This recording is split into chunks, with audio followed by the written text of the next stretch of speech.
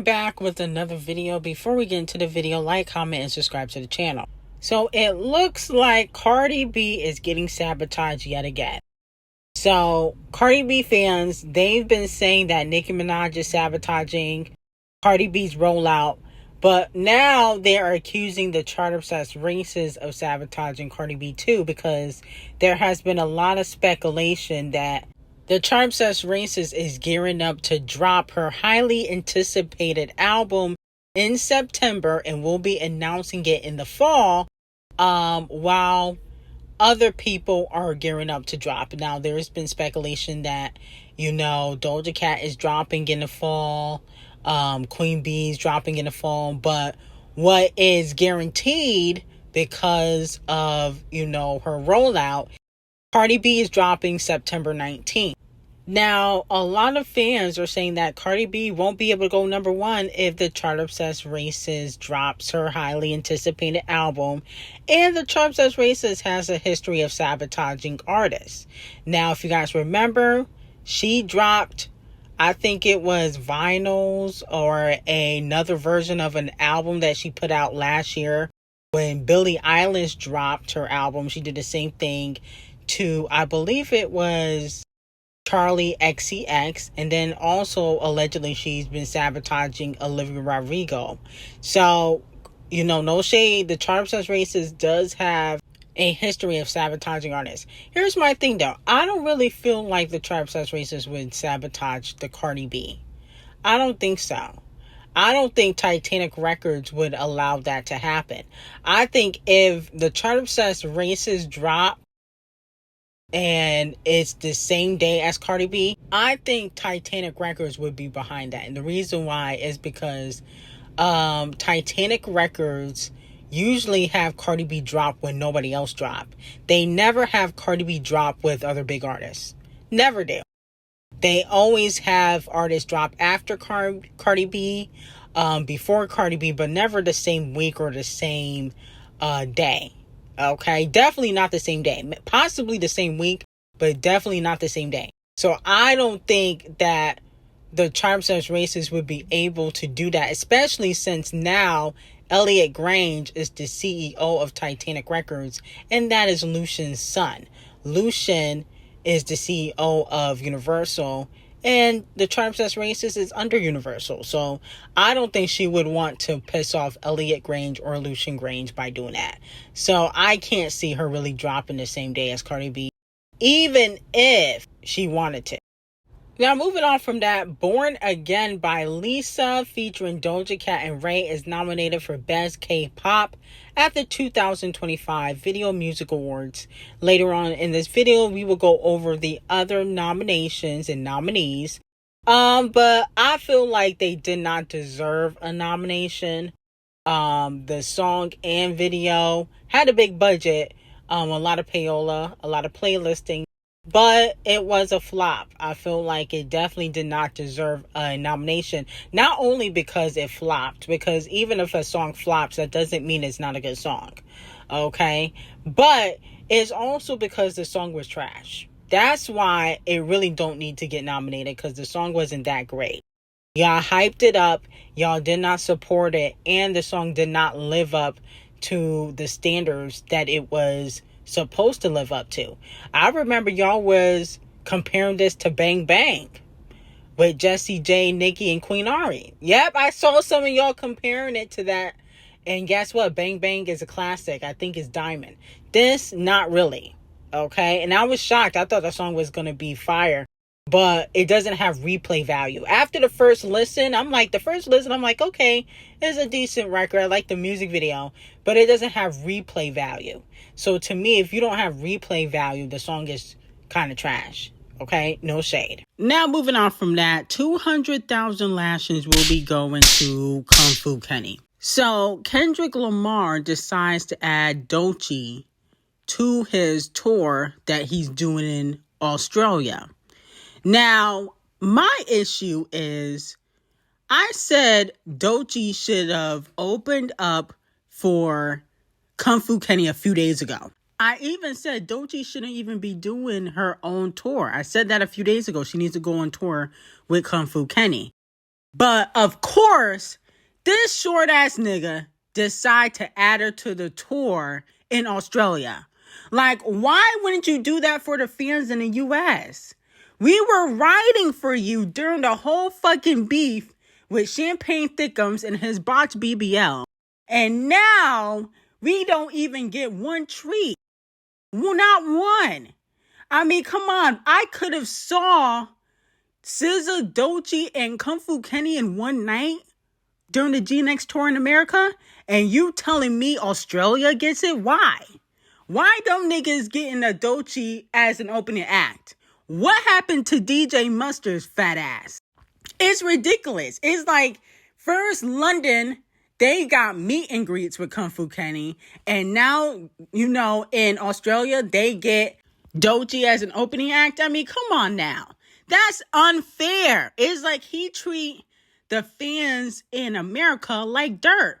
We was riding for you during the beef, if you fucking remember, okay? But you know what?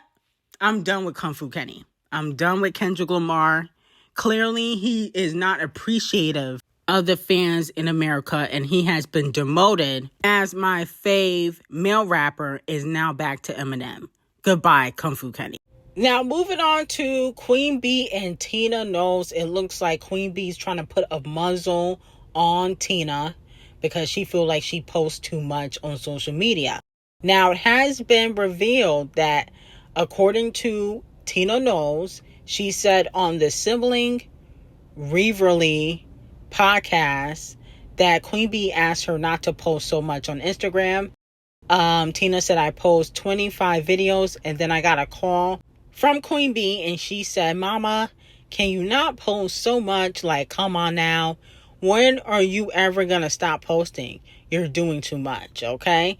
So Queen Bee, who, acts like she's not on social media, keyword acts like she's definitely on social media. She just don't post a lot. And she pretends like she's above social media. She doesn't want Tina posting on social media. And I'm like, why? Who cares? I don't understand. How does that affect you? It's not like Tina's dissing you on social media. She's more likely sticking up for you on social media. You should want Tina to post because Queen Bee, in case you have not noticed, you get dragged on a daily basis. You should want your mama Tina to post because you don't stick up for yourself. Tina has to do it for you. So I don't understand why she's trying to, trying to control her own mom and trying to make it seem like she can't post on social media. I think Tina should continue to post. I don't feel like it's right to say that, your own mama can't post on social media. She's doing too much. I don't think that's right. Now, moving on from that 25,000 lashings, we'll be going to the Video Music Awards, okay? Because Queen Bee is the first to earn 2 Artists of the Year nominations at the Video Music Awards without releasing a visual in 2023 and in 2025, okay? Now, here's my thing. How you get nominated at the Video Music Awards and you don't release no visuals, okay? I don't feel like that's right. I feel like there's definitely, I wouldn't say payola, but definitely a strategic move to get Queen Bee to come to the Video Music Awards. That's what they're trying to do. Ain't no reason Queen Bee should be nominated for Artist of the Year in 2025. I like Cowboy Carter, but Artist of the Year is a little bit of a stretch. Now, she did win Album of the Year, so maybe that's why they feel like she deserves a nomination for Artist of the Year, because she did win Album of the Year. So how can you win Album of the Year and not be Artist of the Year? That is the question of the day. But I just don't feel like she deserves Artist of the Year. To be quite honest, nobody was the Artist of the Year. If you want to count, I guess you can say possibly, Kung Fu Kenny. But I feel like everything else was subpar. Justin came and flopped. No shade. I like The Weeknd. His album is pretty fire. I feel like people didn't give The Weeknd a good amount of a chance with his last album.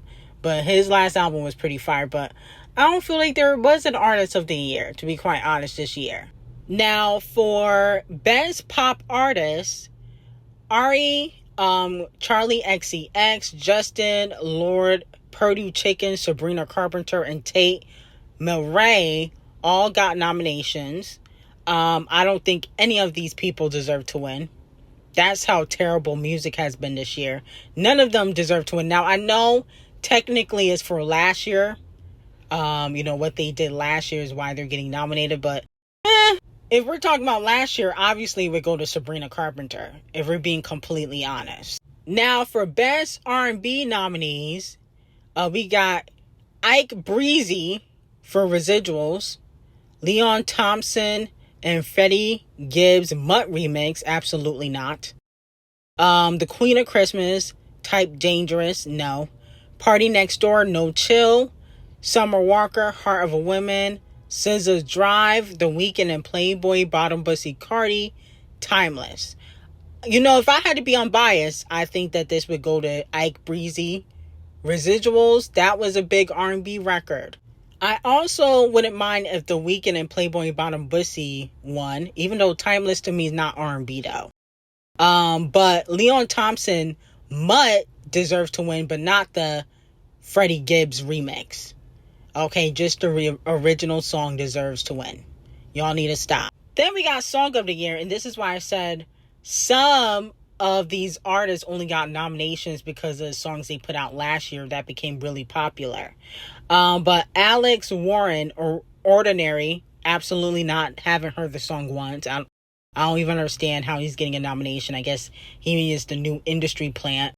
But Billie Eilish, Birds of a Feather, D0JA, Anxiety, Ed Sheeran, Sapphire, Gracie Abrams, I Love You, I'm Sorry, Gaga and Bruno, Die with a Smile, What Was That, Lord, Rose and Bruno APT, Tate McRae, Sports Car, The Weeknd, Playboy Bottom Bussy, Cardi, Timeless. I don't think any of these songs deserve to win Song of the Year for 2025. But if we talk about last year, then Die with a Smile should win, or Birds of the Feather. We're talking about last year, but that's what I'm saying. Some of these songs are old. Like, come on now. Then we got Best Album nominees. We got Bad Bunny, Kendrick Lamar, GNX, Gaga, Mayhem, never. Morgan the Wallen, The Racist, I'm the Problem, Short and Sweet by Sabrina Carpenter, and Hurry Up Tomorrow, The Weeknd. I'll be honest with you, The Weeknd, Hurry Up Tomorrow, that album is fire. Y'all slept on that album.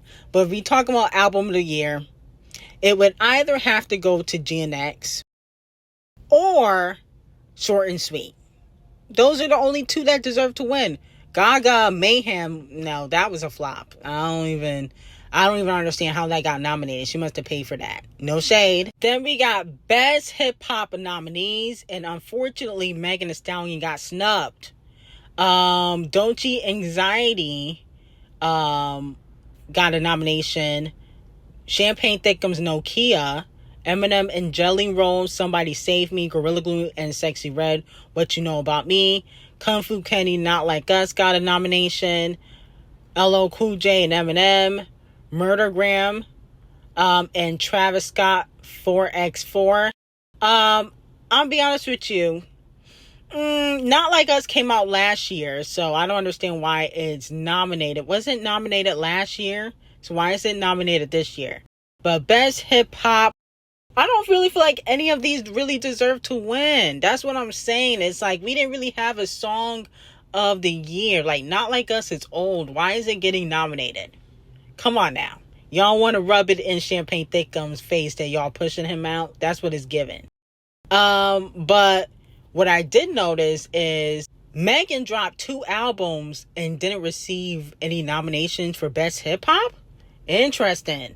Didn't she drop Mamushi and Whatever or Whenever and Bigger in Texas and Piss or whatever? Maybe they got nominated last year, but it don't even matter because I'm sure Not Like Us was nominated last year in one category at least, and is nominated again this year. So It seems as though Megan, like I told you guys before, D0JA is here to take Megan's spot.